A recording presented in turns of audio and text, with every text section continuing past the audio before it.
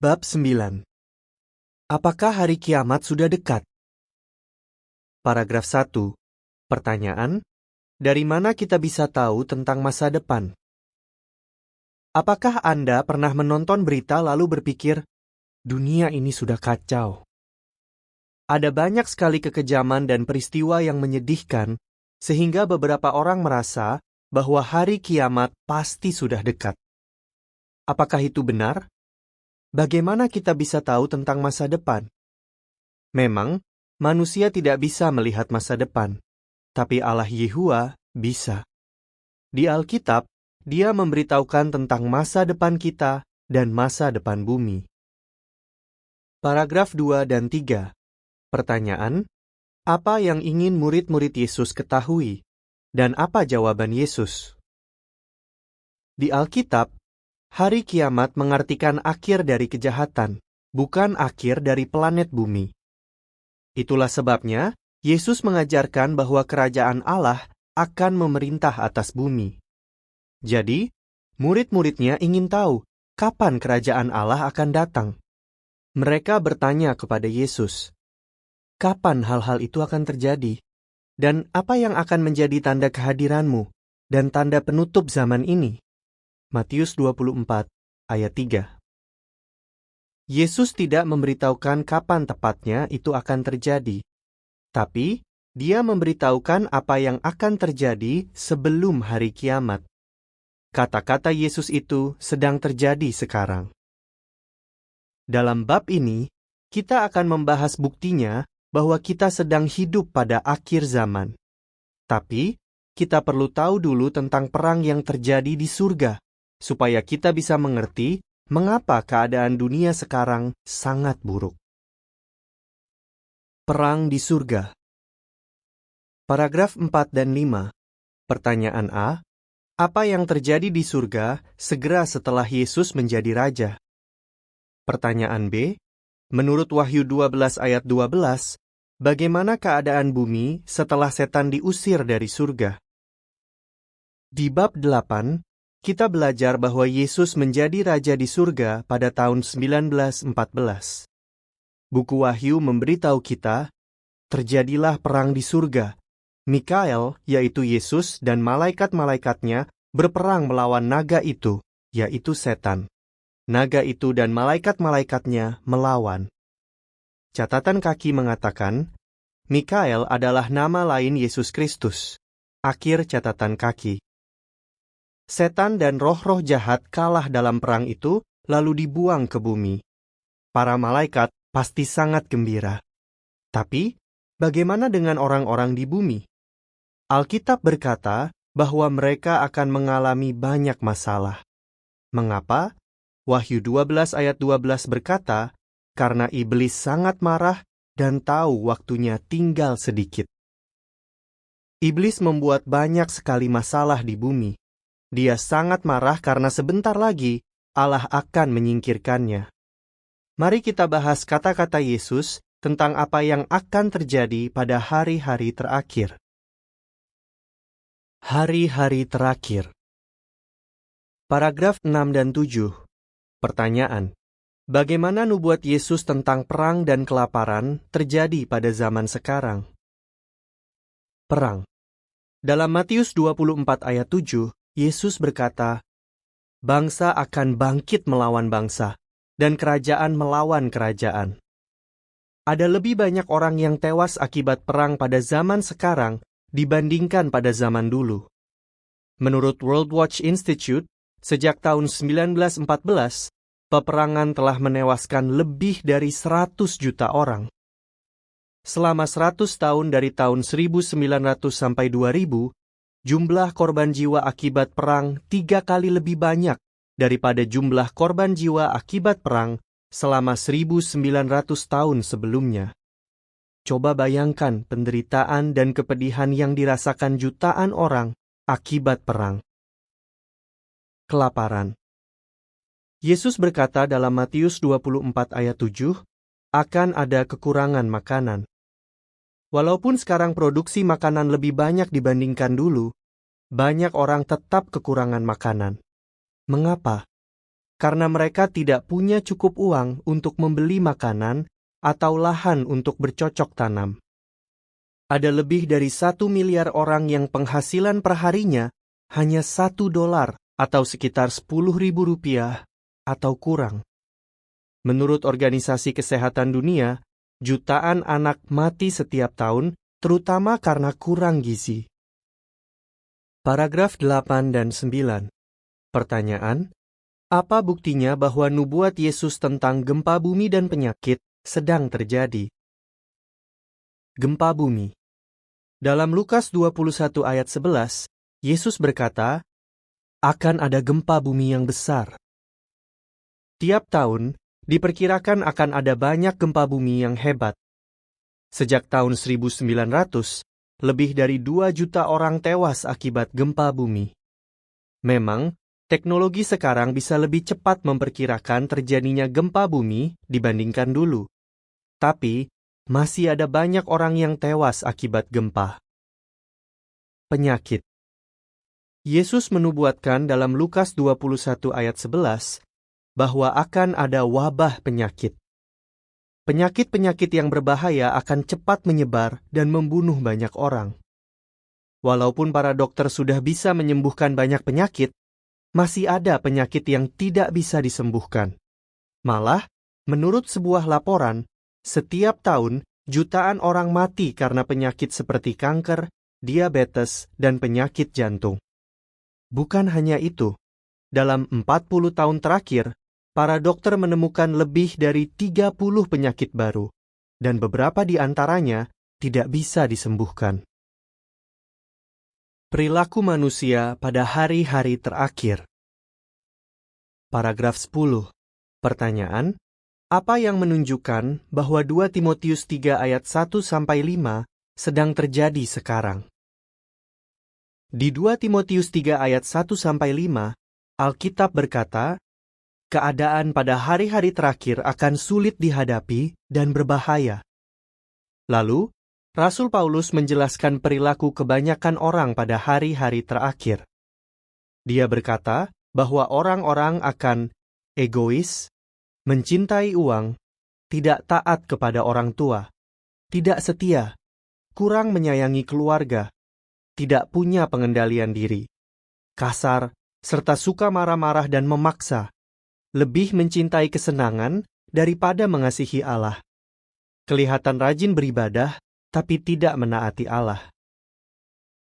Paragraf 11. Pertanyaan. Menurut Mazmur 92 ayat 7, apa yang akan terjadi dengan orang jahat? Apakah orang-orang di sekitar kita berperilaku seperti itu? Di seluruh dunia, banyak orang bertingkah laku seperti itu. Tapi, Allah akan segera bertindak. Dalam Mazmur 92 ayat 7, Dia berjanji, kalau orang jahat bertumbuh seperti rumput, dan semua penjahat berkembang, itu hanyalah supaya mereka dimusnahkan selamanya. Hal-hal baik pada hari-hari terakhir. Paragraf 12 dan 13. Pertanyaan, apa saja yang sudah Yehua ajarkan kepada kita pada hari-hari terakhir? Alkitab menubuatkan bahwa pada hari-hari terakhir, dunia ini akan penuh dengan kesedihan dan penderitaan. Tapi, Alkitab juga berkata bahwa ada hal-hal baik yang akan terjadi. Pemahaman Alkitab. Nabi Daniel pernah menulis tentang hari-hari terakhir.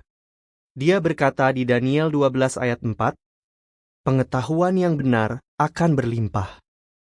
Allah telah membantu umatnya untuk lebih memahami isi Alkitab, khususnya sejak tahun 1914. Misalnya, Allah telah mengajar kita bahwa namanya sangat penting.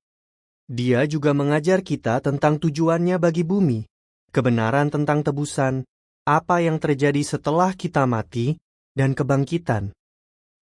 Kita sudah belajar bahwa hanya kerajaan Allah yang bisa menyelesaikan semua masalah kita. Kita juga sudah belajar caranya untuk punya kehidupan yang bahagia dan menyenangkan Allah. Tapi, setelah mempelajari hal-hal ini, apa yang perlu kita lakukan? nubuat lain memberikan jawabannya. Paragraf 14.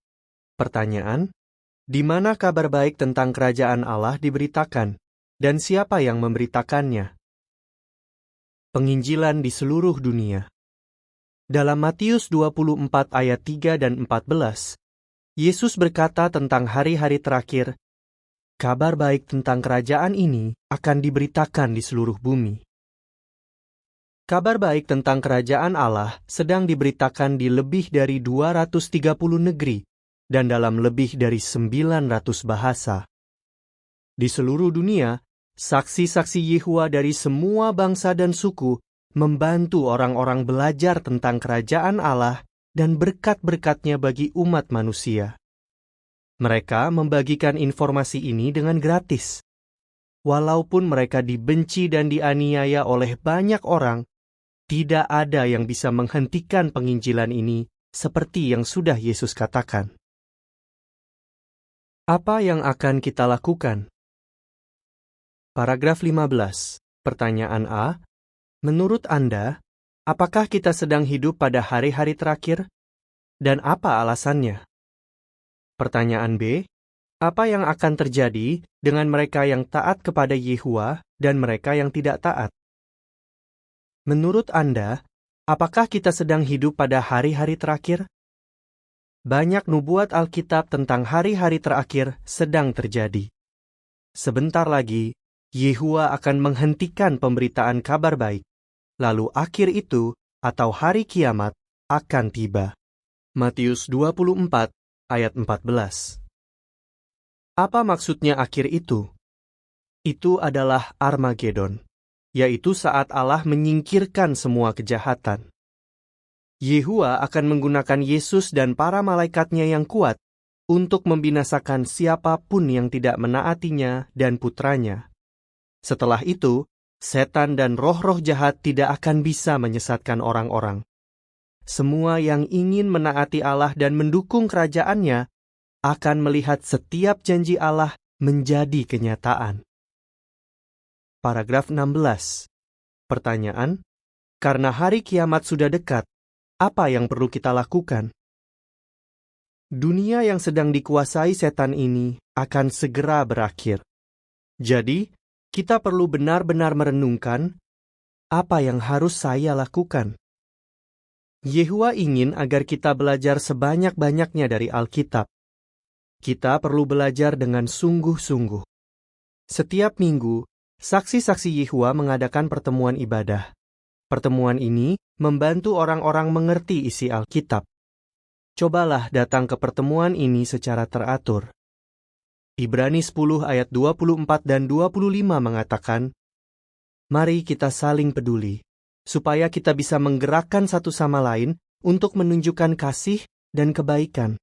Tidak melalaikan pertemuan kita seperti kebiasaan beberapa orang, tapi saling menguatkan, dan melakukan semua itu dengan lebih bersungguh-sungguh lagi, karena melihat hari itu semakin dekat. Kalau kita sadar bahwa ada perubahan yang perlu dibuat dalam hidup kita, jangan ragu untuk membuat perubahan itu. Dengan melakukannya, kita akan semakin akrab dengan Yehova. Paragraf 17. Pertanyaan: mengapa banyak orang akan kaget saat hari kiamat datang?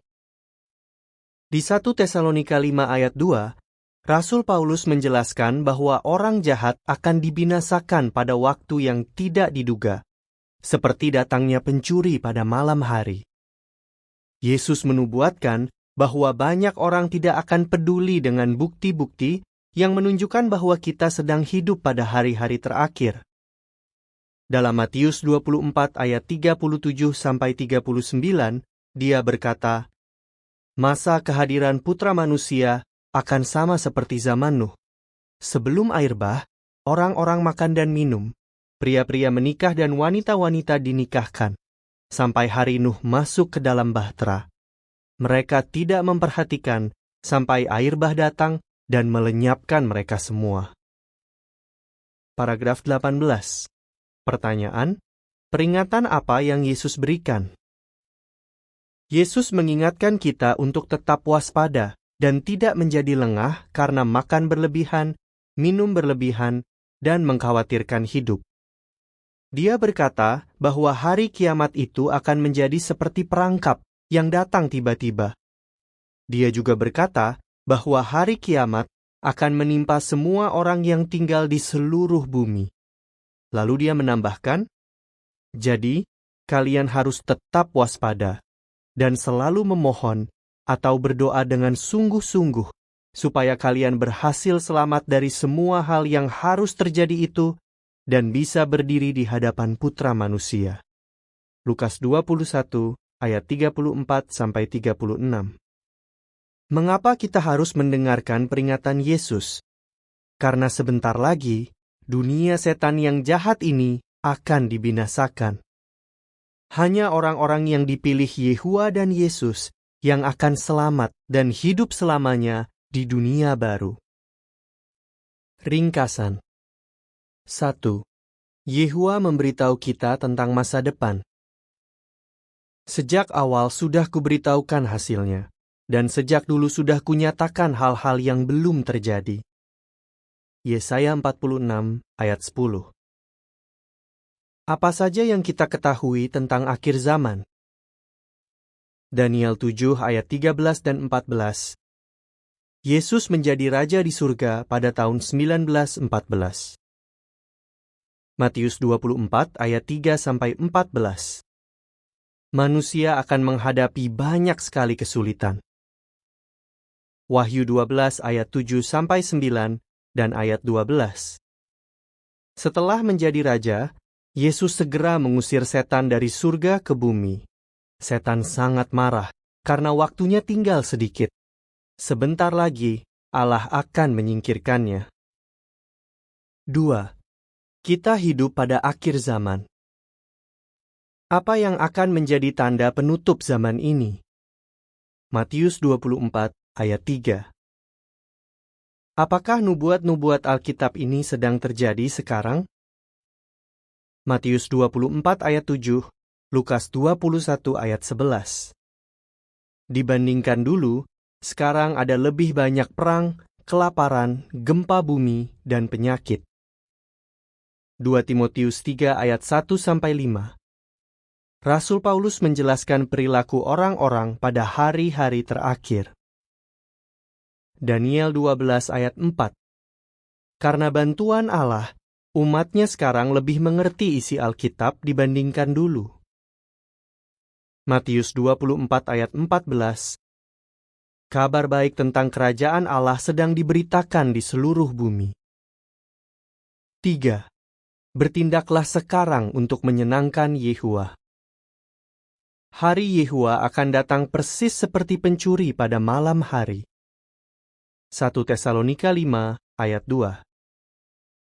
Karena hari kiamat sudah sangat dekat, apa yang perlu kita lakukan? Yohanes 17 ayat 3. Pelajarilah Alkitab dengan sungguh-sungguh.